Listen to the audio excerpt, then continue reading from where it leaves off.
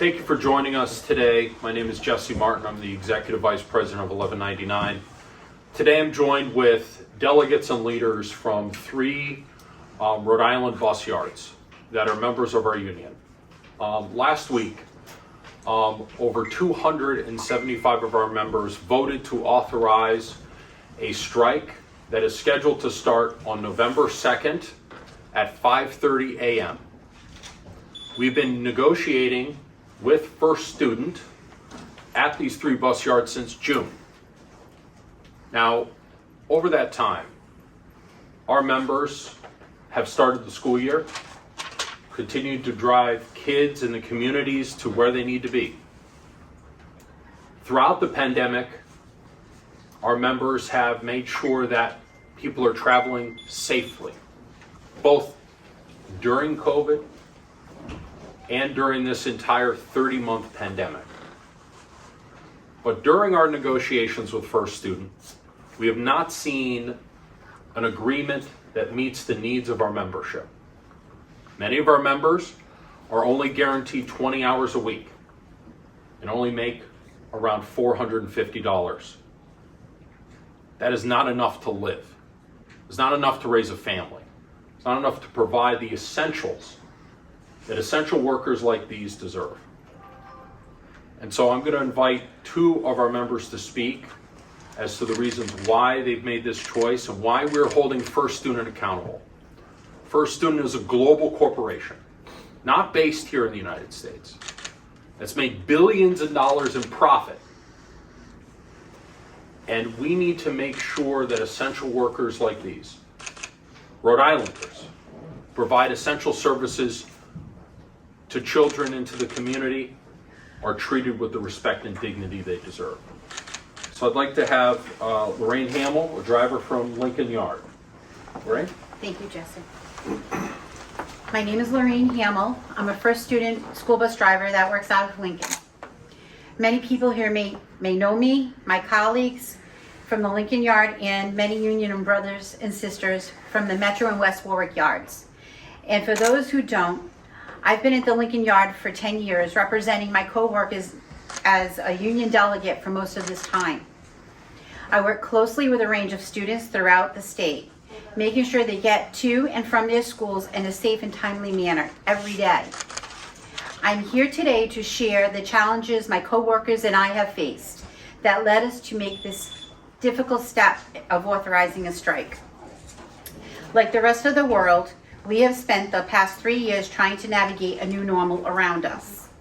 For workers, this meant a new safety and sanitation practices and the daily threat of being exposed to COVID-19 due to working in tight quarters with students and colleagues.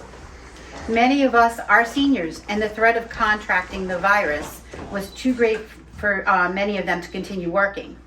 For those of us that remained, we worked throughout a global health crisis with no hazard pay or other incentives to retain drivers.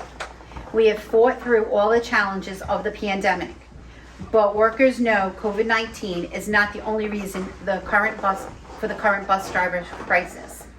The pandemic only shined a spotlight on the workplace issues for First Student has created. Even before the pandemic, the driver shortage was a major problem, and right now it is as bad as it's ever been.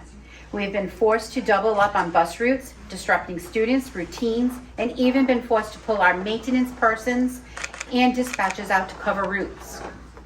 This disrupts and sometimes outright eliminates the essential work of the support staff that needs to be done in the yard. Aside from COVID-19, many of the issues with staffing began with our wages. Right now, we are guaranteed 20 hours per week, which doesn't generate enough income to support an individual, let alone a family. We earn around $450 a week. Poverty wages that hit even harder during the rise of the cost of living. This number is even less for aides and monitors.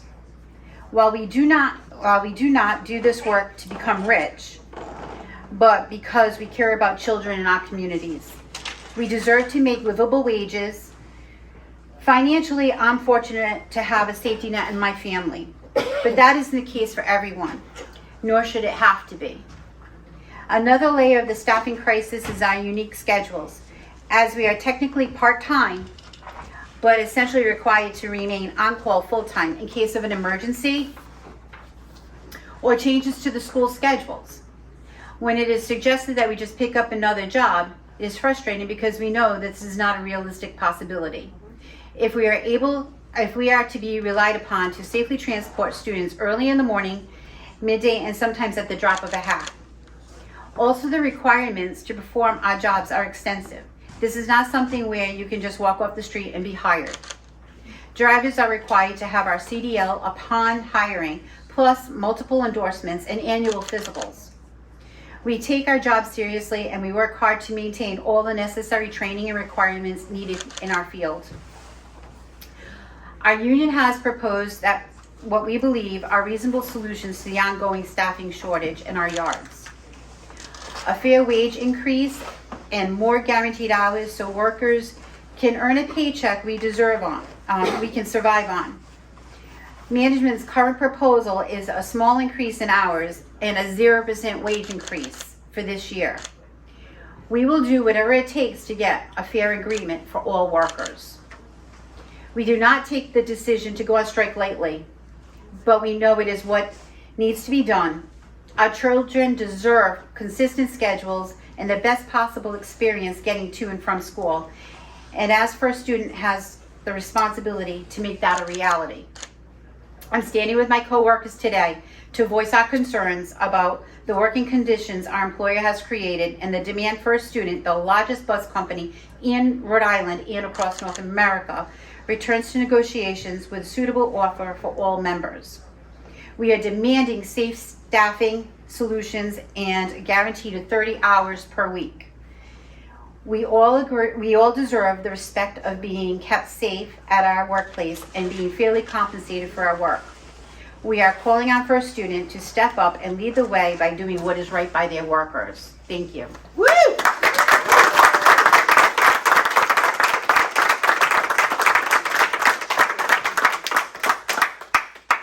Thank you very much. You know, as you well put it, this is not just a fight about workers receiving dignity on the job. It's also about making sure that the people we transport, people we get from point A to point B in a safe way, have the dignity to do that on a regular basis with the right safety and the right qualified individuals to drive them. I'd also like to invite Michael McDermott, who's a driver from the Metro Yard. Michael. Thank you. How you doing? I'm Mike McDermott. I work on a Metro in Cranston. Before I started driving a school bus, I was a truck driver, 30 years.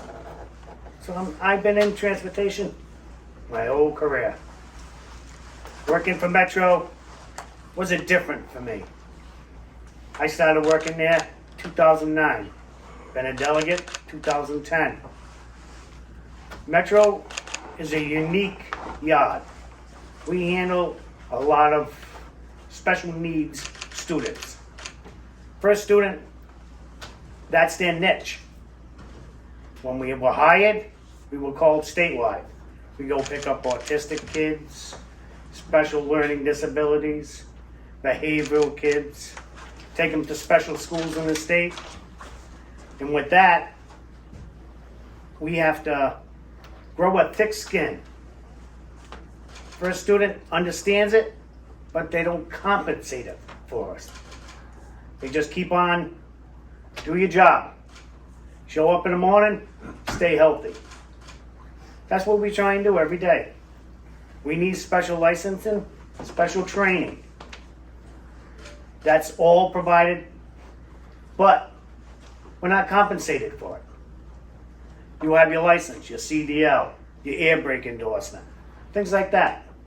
Well, we also go through hazmat training for all your biohazards. If something happens to the kid on the bus, how to deal with angry parents. Nothing's compensated. They tell us, grow a thick skin. They don't mean it. You swore at all the time, you swung at, there's a fight on your bus. What do? Call the police. You pull over, you wait for the police to come.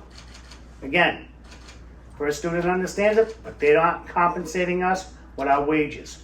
We're looking for 30 hours a week. We deserve 30 hours a week. We work hard for what we do, and we're being fair about this. First student is not being fair in the negotiations. Maybe I shouldn't say that, but to us, they're not being fair. They need to step up. Come to the plate. Show us that you mean business. What else can we do? Everything's gone up. Just the other day, $100 worth of fuel in my truck. I gave me half a tank. That'll get me back and forth to work. $450. Government takes half of it. $2.25. $100 worth of fuel. I got $1. Now I got to put food on the table. Heat in the oil tank. Everything's going up. Let's show up. Bring us up. Bring us up to a fair wage. Fair wages, you'll solve your driving shortage. Entice people to come here. You know, there's a lot of training that goes with these jobs. It's easy training. I consider it easy because I've been here in the business for 30 years. So my CDL I had, my air brake endorsement I had a lot of other endorsements. But we're handling kids with special needs. We need to be relevant in this industry, and not too many other things happen. So, why we authorize a strike? It just befuddles me. Why a company would not offer you a substantial increase when they're getting help from the governments. What happened to us? We didn't get any hazmat pay, yet we're in a petri dish every day. Bringing the kids are sick, through the laws that we abide by, which is the HIPAA law. We're not allowed to tell, or them tell us. Hey, Johnny's sick today. Okay. We go on our way. We sanitize our buses best we can. But the equipment that's given to us, we're just looking for a fair wage and a fair pay each week. Thank you.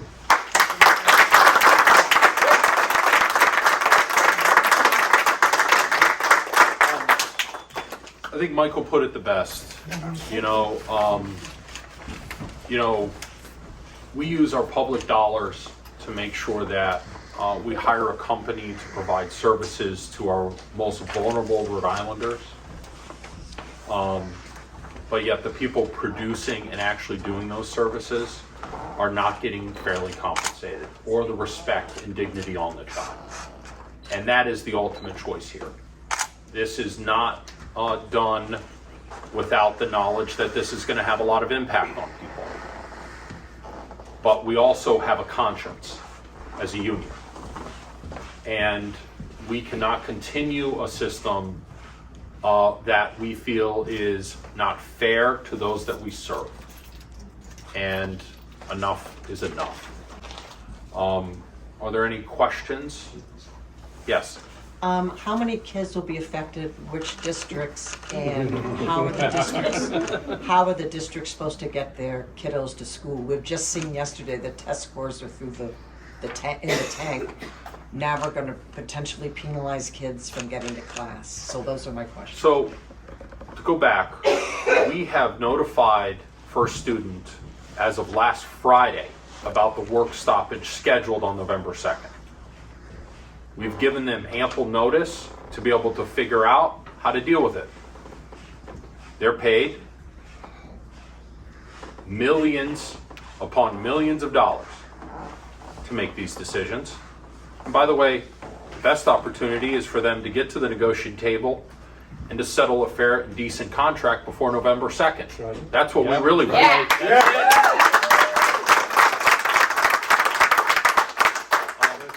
But this is going to affect students in How many? thousands. How many? Which are the districts specifically? We could get you a specific list because some of the actual schools that we service are private schools as well. So it's not just public schools and not just children. The public hires First Student to transport the bridal party from the casino to the wedding venue, and all sorts of other things. And sports trips. Charter and trips, everything. everything. And Yeah. so, look, again, we don't want to impact anyone. We want kids to get to work, get to school, get to the services they need in a safe and efficient manner. We have been trying to negotiate this contract since June, all throughout the summer. And our contract has been expired since August. But And at some point, a decision needs to be made by first student what they're really Right. willing to negotiate. just as a follow-up, what about the impact on these kiddos? Again, a first student understands the impact just as well as we do. And I would say we know more than them. It's these people in this room that know each one of the kids who rides their buses, who their parents are, who pick them up, right? Absolutely. And, you know, they wait to make sure that they're picked up safely and things. We have that on our conscience. We know that this is a hard choice. But at some point, where is the deciders who help hold a company like First Student accountable to make sure that they're treating Rhode Islanders, not just children, but also the adults who get them safely to and from where they need to be, with respect? In a time of rising inflation, we know that holding wages steady is just a pay cut. And so you'll be working, if no contract is made and you continue to work, you'd be working for less and less as time goes on, correct? Correct? Absolutely. You know, I don't think we need to preach about the cost of living and how it's increased substantially in 2022. But also, as Michael said, there's been no recognition of this workforce as essential group of workers. They've received no hazard pay. They've received no essential worker support. And that's a real problem. Do you have a breakdown of the 275 employees? You mentioned bus drivers, monitors, aides. How many bus drivers as part of that 275? The vast majority of the membership are bus drivers. But we can get you a breakdown after. Awesome. As well as the school district thing? Sure. Okay. Fantastic. So you guys are expected to go out every morning against no matter what weather is out there and take all those kids safe to school. Absolutely. What has been the change throughout the years? Where was the picking point where the main company stopped complying to what you guys want? What was the point where they just, well, let's just settle with what we have, and if they argue with it, you know, what was that point? Look, I think when we have seen months and months of almost no movement at the bargaining table from a company who continues to provide the significant portion of bus services in this state and across North America. They're a multinational corporation who's made billions in profit off of taxpayers in this country. And you know what? I just don't think that money should go off seas to pay dividends to shareholders in other countries. I think a portion of that needs to be invested in our communities to make sure that people can get the services they need, the transportation they need, when they need it, despite the New England weather. So, look, I think that this is a long time coming in some respects. You know, we need to have checks and balances around public money and about how Rhode Islanders are being treated by these types of corporations. I'm seeing the pins. I do not want to strike, but I will. The importance of those, and the importance of that in this moment, can you speak to that a little bit? Well, yeah, I think, you know, Michael and Lorraine mentioned it. I think you said it best, better than I could ever. This was a hard decision. People understand the impact. They understand the impact just as much as the families do. But again, if no one else is going to step up to hold this company accountable, then we will do it. That's what our union is known for in this state. Whether it's a healthcare facility, whether it's a bus yard, no matter where 1199 members are, we are going to hold their bosses accountable to the most vulnerable, to the services we provide, and to the economic conditions that working people deserve. And, you know, it's a tough choice, and we've made it. And there's a deadline, November 2nd, 5:30 a.m. any?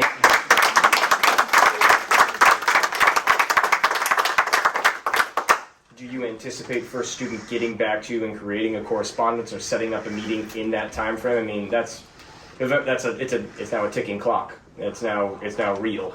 Look, they know what phone number to call, and we do want to get to the bargaining table. And so we will work with our negotiating committee to get to the bargaining table day or night before November 2nd at 5:30 in the morning. We want to get to a fair and reasonable contract that moves our members forward, treats them with respect and dignity, and provides safety to the people they're transporting. How much are you asking as a wage increase? You know, I'm not going to get into specific details of our bargaining proposals, but as you've heard from both of our members who spoke, it's not just wage increases, but it's also the guaranteed hours that they're paid per week. You know, they could make a lot more per hour, twice or 10 times as much, but if they're not given the hours to actually make the wages, it doesn't matter what their hourly wage is. So right now, most of our members are only guaranteed 20 hours a week, and they bring home somewhere around $450. That's before taxes. You know, Michael put that very clearly, I think, in what he said. It's before taxes. So you're looking at a take-home pay of just under $300 a week. Love to be able to know how a family is supposed to survive on that per week in this day and age. And has the Rhode Island Department of Ed indicated that there's an alternate plan to get these kids to school, or? I'm sure that First Student is figuring it out. They make plenty of money, and we've given them plenty of notice. It's their responsibility to make sure that these things are worked out. Thank you. I just want to recognize some of our political supporters who are with us today. Senator Frank Saccone from Cranston, thank you. Representative Ian Shanley. Evan, and David Bennett. David, would you mind saying a few words as a former 1199 member? Thank you. I'm way up here. I'm killing myself. How you doing? I'm good, thank you. Solidarity. Absolutely. You go, Dave. What do we all look for in life? A way to feed our families and take care of ourselves. These people take care of our children, our grandchildren, our great-grandchildren. So why shouldn't they be able to take care of their families? They're not asking for a heck of a lot. They're asking for 30 hours a week. You know, that Massachusetts, Connecticut, they're there. Why does Rhode Island always have to lag behind? The CEOs make a lot of money, you know, and yet the people that do all the work, they give them little tiny bits here and there, little trinkets. We have to take care of the people that take care of us. If we don't do that, then what are we doing? You know, we're putting our children at risk. We're going to put the schools, we're going to close the schools. You know, we're going to bring in scabs from another company to work jobs that they don't know the kids. We have to smarten up here in Rhode Island and start taking care of the people that take care of us. And that's these people right here.